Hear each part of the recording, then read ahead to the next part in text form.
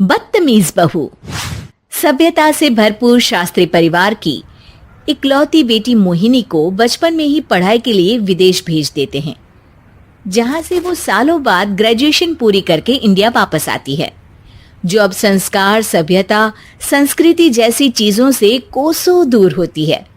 एक सुबह Mohini short dress पहने, कानों में हेडफोन लगाए जोर जोर से इंग्लिश गाने गाती हुई घर में घूम रही होती है। सुबह सुबह भगवान का नाम लेते हैं, राक्षसों की तरह चिल्लाते नहीं। पॉप्स, आपको अच्छे गाने की बिल्कुल समझ नहीं है, so take a chill pill. अरे मोहिनी, पापा से ऐसे बात करते हैं क्या? सारी तमीज भूल गई हो। ओह मॉम प्लीज, इतनी बड़ी भी कोई बात नहीं हुई, सो डोंट ओवर रिएक्ट।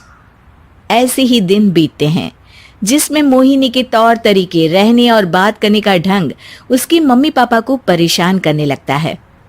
भला कोई मानेगा कि ये मेरी बेटी है? रीति रिवाज और संस्कारों से तो इसका दूर दूर तक कोई नाता नहीं, और अब तो लगता भी नहीं कि कभी होगा। अरे ऐसे कैसे नहीं होगा? लड़कियां सारे नखरे अपने माँ बाप को ही दिखाती है। ससुराल जाकर उन्हें सब कुछ करना भी पड़ता है और मानना भी। पत्नी की बात शास्त्री जी समझ जाते हैं और कुछ ही दिनों में अपने से भी ज्यादा धार्मिक परिवार में निखिल के साथ मोहिनी का रिश्ता पक्का कर देते हैं। रिश्ता तो पक्का कर दिया, पर यहाँ मोहिनी को कैसे मनाएंगे? शादी ब्याह के मामले में आटे में नमक जितना झूठ तो चलता है जी। इसी तरह एक के बाद एक तिकड़म लगाते हुए दोनों मिलकर मोहिनी को शादी के लिए तैयार कर लेते हैं और मोहिनी निखिल की शादी हो जाती है, जिसके अगले दिन से ही मोहिनी दोबारा अपने पूरे अवतार में शॉर्ट ड्रेस पहनकर घर में घूमने लगती है। बहू को ऐसे देख सास की आंखें फटी की फटी रह जाती हैं। अरे ये क्या बेशर्मी है, हमारे घर की लड़कियां जींस तक नहीं पहनती और तुम बहू होकर इतने छोटे कपड़े पहनकर पूरे घर में घूम रही हो। सीरियसली मॉम, प्लीज आप अपनी इस 80 के दशक वाली सोच में मुझे इंक्लूड मत करो। हाय तौबा, एक तो बेशर्मी दिखाती है, ऊपर से सास के साथ जुबान भी लड़ाती है। अरे जल्दी कपड़े बदल कर आ, घर की पहली आरती तुम्हें ही करनी है। इतनी देर में निखिल भी वहां आ जाता है। माँ पापा आने वाले हैं, पूजा का सारा सामान तैयार है ना? ये पूजा हमेशा मेरे बॉयफ्रेंड्स के पीछे पड़ी रहती थी और अब हस्बैंड के पीछे भी आ गई। मोहिनी की बातें सुन सास तो अपना सिर पकड़ लेती है, लेकिन निखिल किसी न किसी तरह उसे पूजा के लिए कन्विंस करके कपड़े चेंज करने के लिए भेज देता है, जिस पर पूजा खत्म होने के बाद वो एक बार फिर अपनी शॉर्ट ड्रेस में आ जाती है। बहू, ये क्या तरीका है? संस्कार नाम की कोई चीज है या नहीं? नहीं ससुर जी, संस्कार मेरा दूसरा बॉयफ्रेंड था, अब तो मेरा उससे कोई कांटेक्ट नहीं है। मोहिनी का जवाब सुन के ससुर तो भगवान नाम जपते वहां से चले जाते हैं, लेकिन सास बहू के बीच कहा सुनी फिर शुरू हो जाती है, जिसे इग्नोर करते हुए मोहिनी घर से बाहर चली जाती है और देर रात घर वापस आती है। मोहिनी, मैं जानता हूँ कि तुम विदेश में रही हो और तुम्हें वहीं की आदत है, पर यहाँ चीजें कुछ अलग है। अगर तुम उस हिसाब से कुछ एडजस्ट कर लो तो सबके लिए सही हो जाएगा। I am not in a lecture mood. Good night. अगली सुबह मोहिनी देर से उठकर एक बार फिर उसी तरह सबके सामने आती है, जिस पर उसकी सास कुछ बोले उससे पहले ही मोहिनी की दोस्त मोनिका और रेचल वहां आ जाती हैं।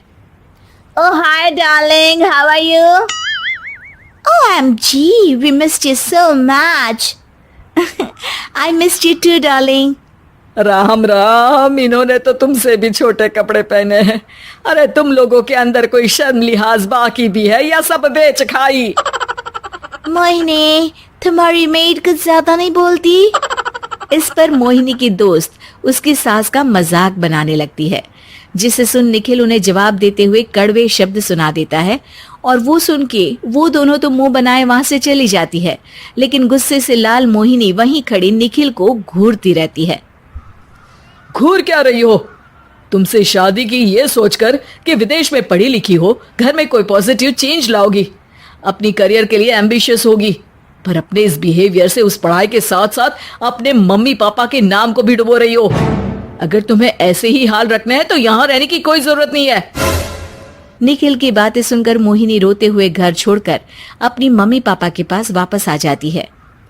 ससुराल में सब कुछ ठीक तो है? वो अपने आप को समझते क्या है? मोहिनी पर चिल्ला रहे हैं? मैं क्यों उसके इशारों पर चलूं? मैं अपनी लाइफ अपने तरीके से जीना चाहती हूँ और वो ना आप लोगों को मंजूर था और ना ही उन्हें है। तुम यहाँ नहीं रह सकती। अपने पापा की बात सुन के मोहिनी हैरान रह जाती है। हाँ, तुमने बिल्कुल सही सुना।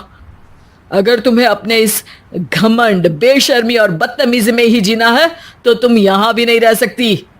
बेटी, मैं मानता हूँ हमारे यहाँ रीति रिवाज बहुत मायने रखते हैं और हमने उन्हीं के ओवरडोज से बचाने के लिए तुम्हें विदेश भेजा था। एक लड़की जो शादी करके घर और बच्चे संभालती है, उससे तुम अपने आप को ज्यादा समझ सको इसके लिए भेजा था। तुम उससे ज्यादा समझो और बनो, पर तुम तो किसी दूसरी ही ट्रेन में चढ़ गई बेटा। उसके मम्मी पापा बहुत देर तक मोहिनी को सारी बातें समझाते हैं, जिन्हें सुनकर मोहिनी को अपनी गलती का एहसास होता है। वो जॉब ज्वाइन कर लेती है और ससुराल वापस आकर उन्हें मॉडर्न बनाती है और खुद भी कुछ रिवाज सीखते हुए खुशी से रहने लगती है।